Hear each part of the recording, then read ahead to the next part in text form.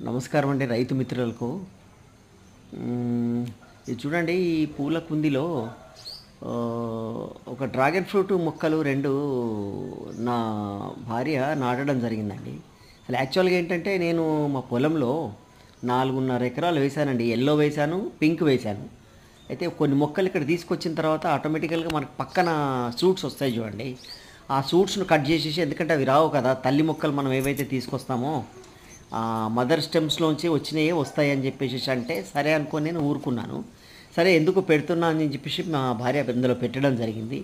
చూడండి, పెట్టిన తర్వాత వితిన్ 1.5 ఇయర్లోనే నేను చాలా మిరాకిల్ అయిపోయిందండి. అసలు పూల కుందిలోంచి పెరుగుతుంది, కానీ నేను అన్నాను ఈ ఈ రకంగా పెరిగిన దాన్ని దాదాపు ఒక 2 సంవత్సరాలు 3 సంవత్సరాలు టైం పడుతుంది, మనకి ఇప్పుడే రాదు అని కూడా చెప్పాను నేను.